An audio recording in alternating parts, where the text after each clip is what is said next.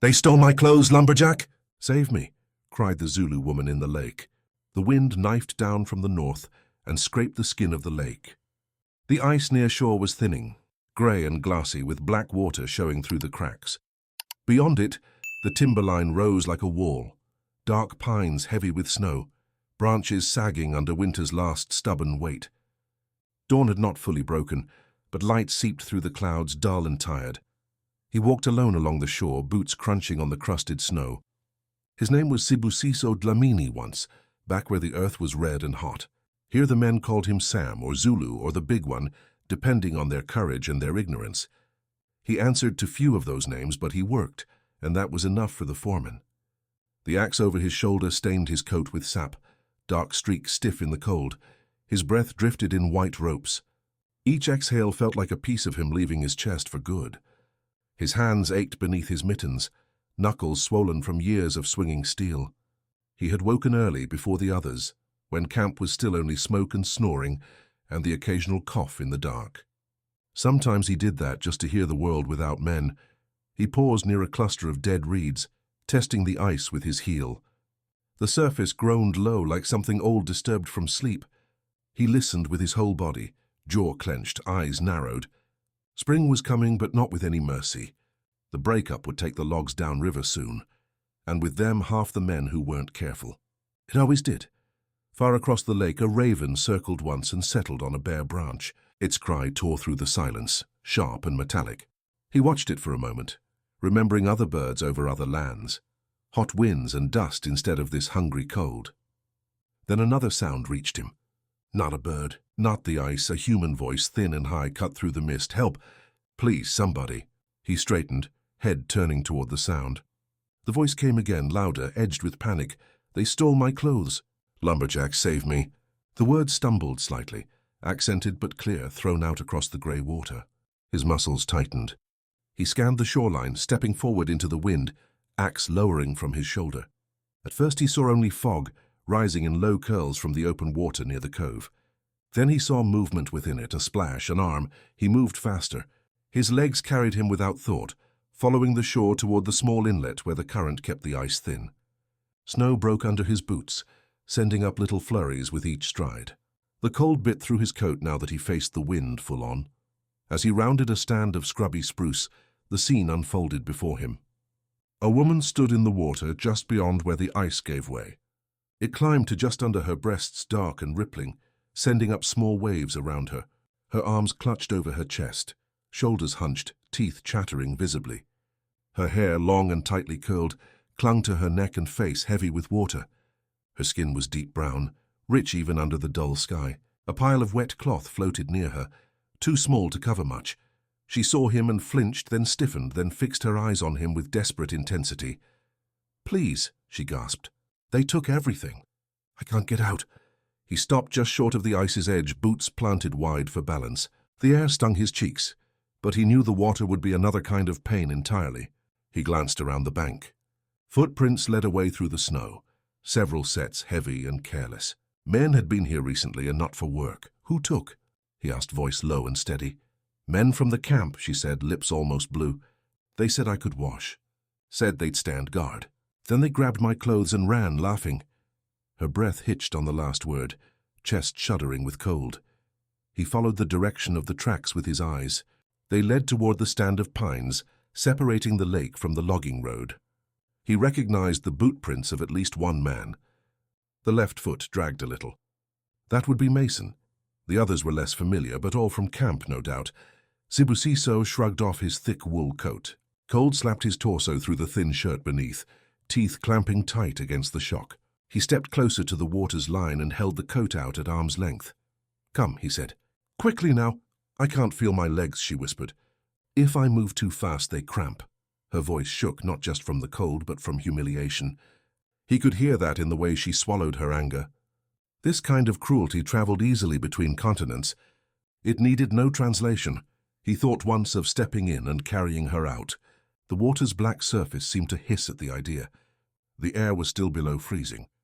Wet clothing would turn stiff as boards by the time they reached any shelter. But his coat might float. He shifted his weight, bent his knees, and tossed the coat toward her. It landed half on the ice, half in the water, heavy with its own mass. She waded forward, arms still covering herself, teeth gritted. When her fingers reached the coat, she grabbed it like a drowning woman grabs a branch. Steam rose as she wrapped the wool around her body, pulling it over her shoulders, front closing awkwardly across her chest. The coat nearly swallowed her, its hem dragging through the water.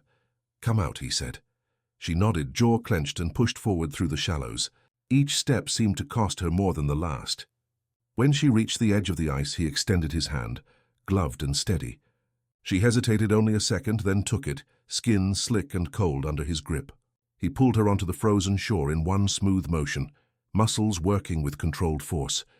Her bare feet landed on the snow and she hissed through her teeth, knees nearly buckling. He steadied her with one arm around her back. She felt slight against his frame but solid, bones pressing through skin hardened by work. "Can you walk?" he asked. "Yes," she said, though her voice trembled. "Yes, I will walk." He watched her for a half-breath, then nodded. "Camp is that way." "My shack first, fire." She looked toward the distant thread of smoke rising beyond the pines. "You work there?" He inclined his head. "I cut trees." "Drive logs." "The others?" "Do what they do." "The others," she echoed, bitterness curling at the edges. "They made me a joke." "You are not a joke," he said. "You are cold. That we fix." He guided her along the shore, keeping to the firmer snow near the tree line. The wind gnawed at them. Her wet hair froze in thin strands, clinging to the wool collar. Her feet left sharp, deep prints, skin burning against the snow. He could hear her breath hitch with each step, but she made no complaint, only grunted softly now and then. After a while, he slipped an arm more firmly around her, supporting more of her weight. She accepted the help silently. The camp's noises grew with each minute. The early rasp of saws being checked, men shouting greetings, a dog barking near the cookhouse. The smell of wood smoke, grease, and human bodies thickened in the air. His shack sat slightly apart from the others, near the edge of the main clearing. It was smaller than some bunkhouses, built by his own hands when he first came north. The logs sat tight and careful, not like the slapdash cabins of men who expected to leave by summer. The door was low and heavy, fashioned from planks taken off an old sled. He pushed it open with his shoulder and led her inside. The single room held a narrow bunk, a wooden chair, a trunk at the foot of the bed, and a stove made from an old iron drum. The air smelled of smoke, tallow, and faintly of soap, evidence of his own careful routines. Frost crept in delicate lace along the edges of the small window.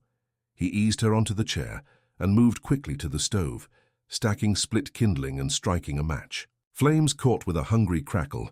Soon the small room glowed with a soft orange light, shadows trembling on the rough-hewn walls. She sat hunched, arms still clamped across her chest under the coat, eyes tracking him warily. Her lips looked less blue now, but her hands shook uncontrollably. "Take blanket," he said, pulling a woolen sheet from the bunk and draping it over her shoulders. I turn away. "You dry as you can." Her gaze softened slightly at that. "So you are not like them," she murmured. "I am too tired to be like them," he replied. He moved to the opposite wall, deliberately turning his back. The fire warmed his face. Behind him he heard small movements, the muffled rustle of wool and wet cloth. A soft gasp escaped her as numb fingers met frozen skin. "My name is Anati," she said after a moment. He let the name settle in the room before answering. "Sibusiso," he said. "But here they call me Sam." "Then I will call you Sibusiso," she said, voice steadier now. "Sam sounds lazy." His mouth twitched, almost a smile, though she could not see it. "As you wish," she cleared her throat. "You speak like my father did. Slow, careful, heavy." "I learned your tongue before they took it from me," he said quietly.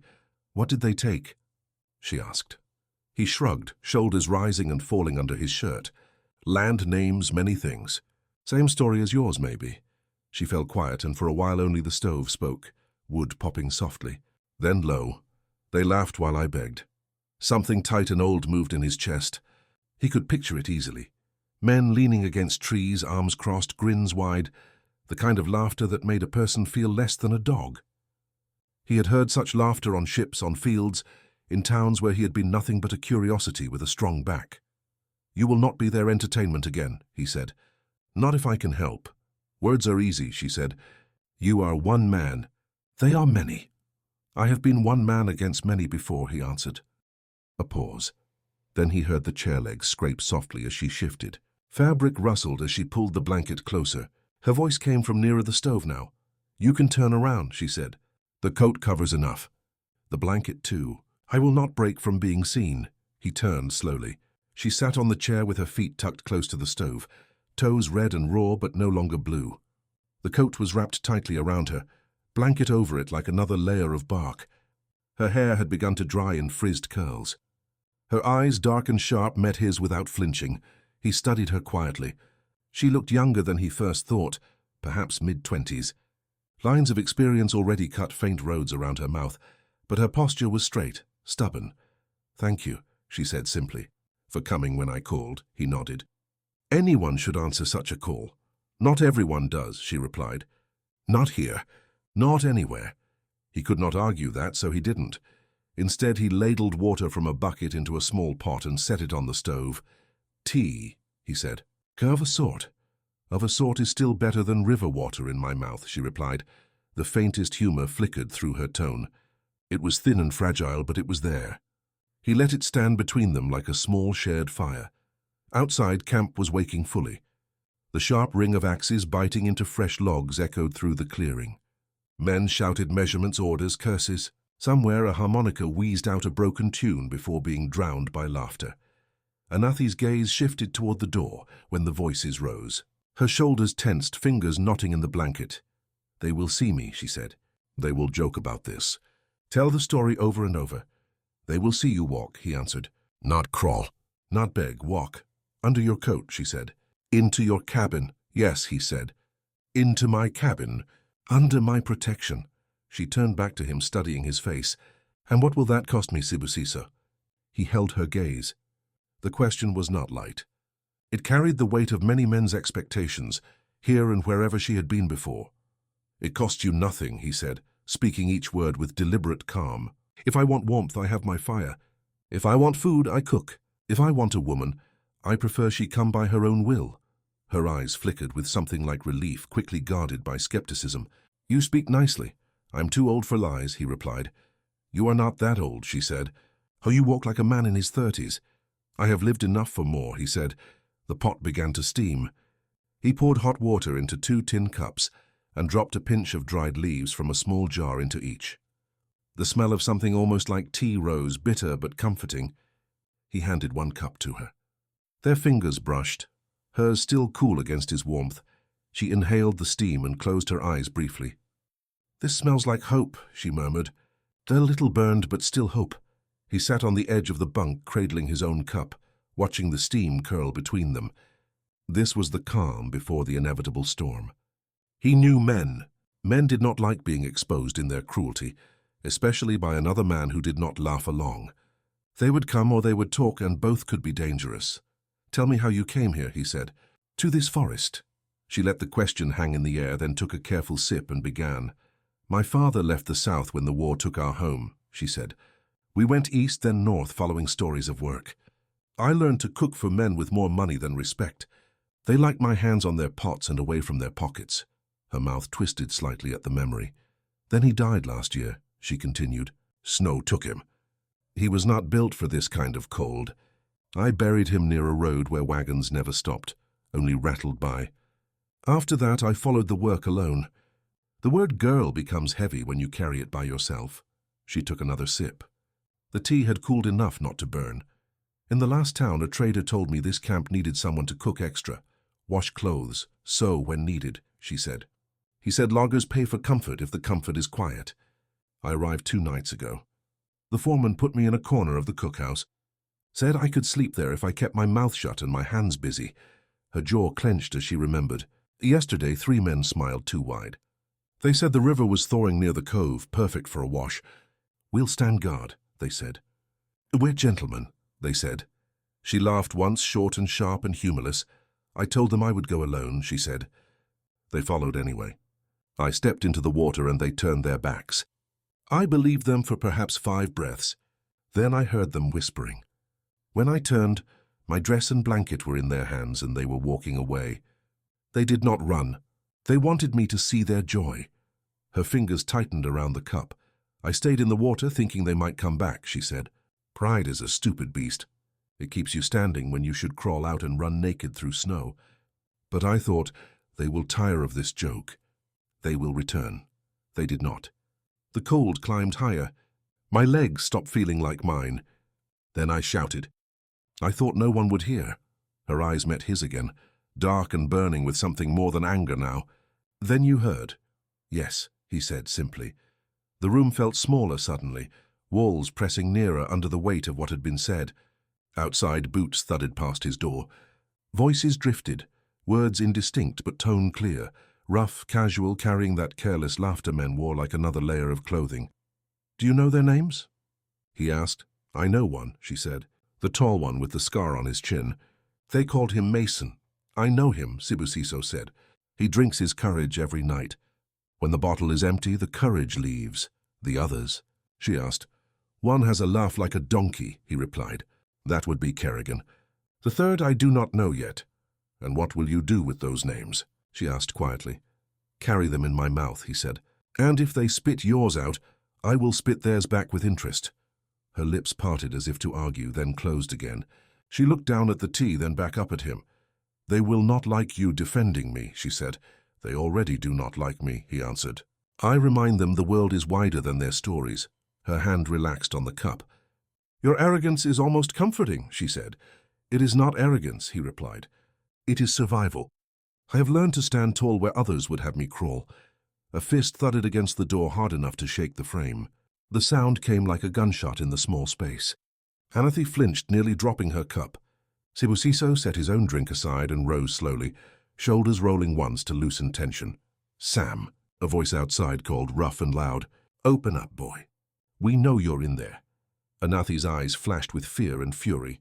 She wrapped the blanket tighter, sinking lower into the chair, trying to vanish into the worn wool. Sibusiso stepped to the door but did not open it. He stood with one hand on the latch, head tilted. Who is we? He asked through the wood. Mason, Kerrigan, and a friend, came the reply.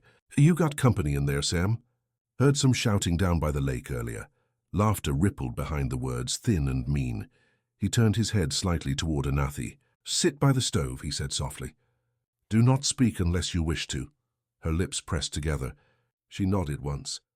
Her spine straightened despite the fear in her eyes. She was not one to crumple easily. He took that as a good sign. He lifted the latch and opened the door halfway. Cold flooded in, stealing heat from the stove like a thief.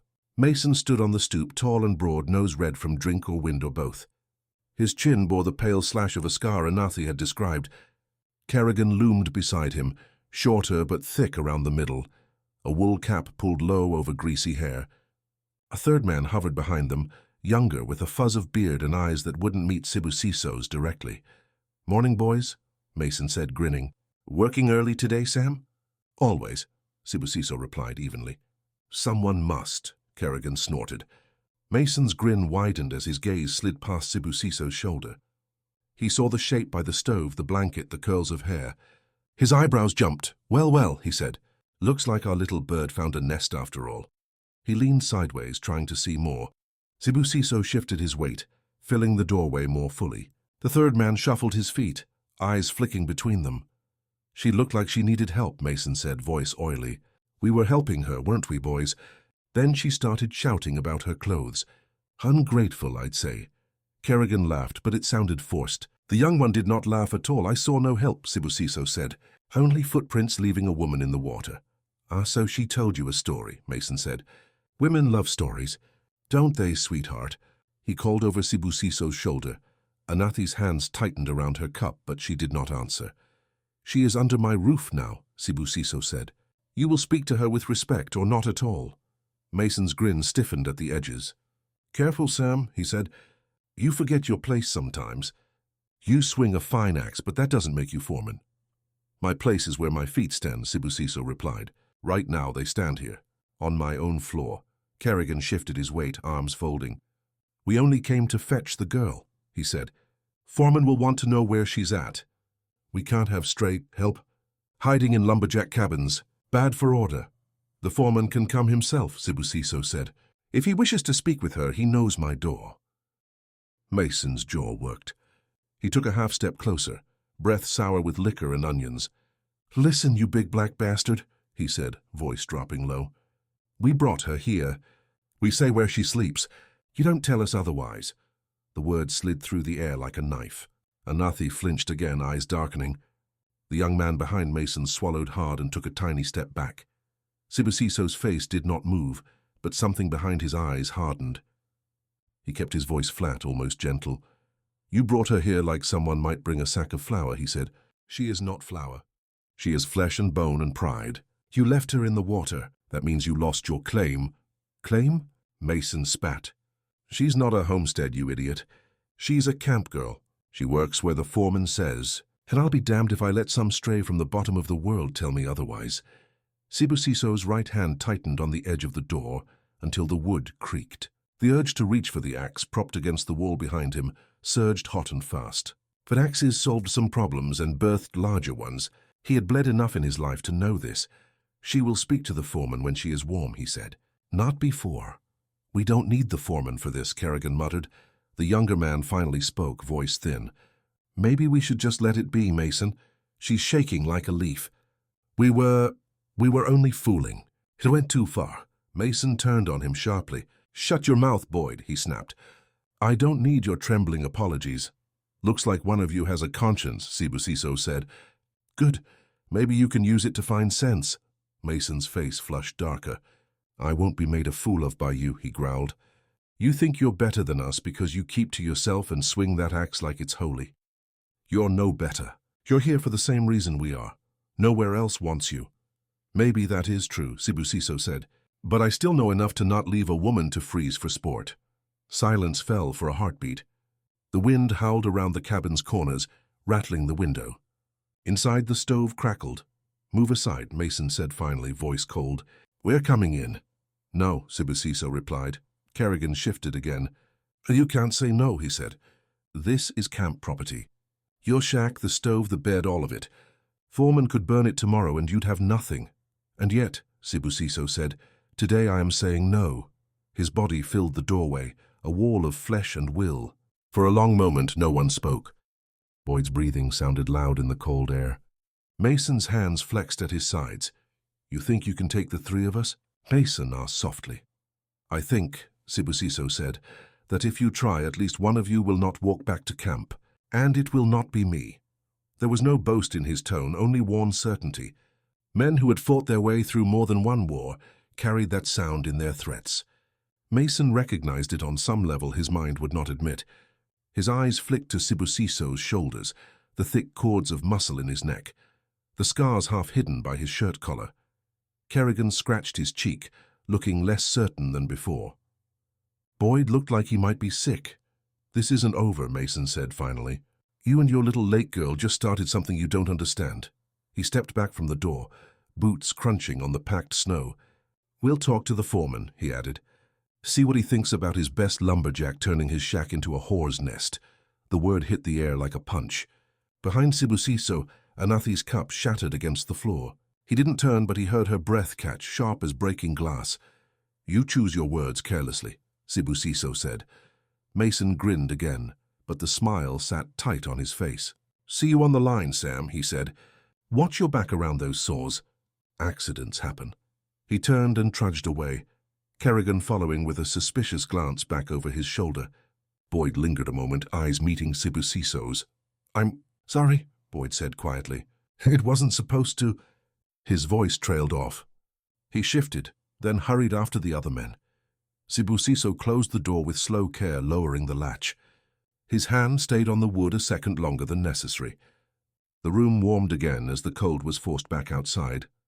He turned. Anathi sat rigid, fragments of the tin cup glittering at her bare feet. Tea soaked into the rough floorboards in a dark stain. Her eyes shone, but no tears fell. Tears belonged to another life, a softer one. Do they speak of me that way often? She asked. He shook his head. Not in my hearing. But they will now, she said. I have stepped into your cabin. A woman in a man's room is always a story. They will shape it as they like. They will shape it anyway, he said. Men like that do not need truth to tell tales.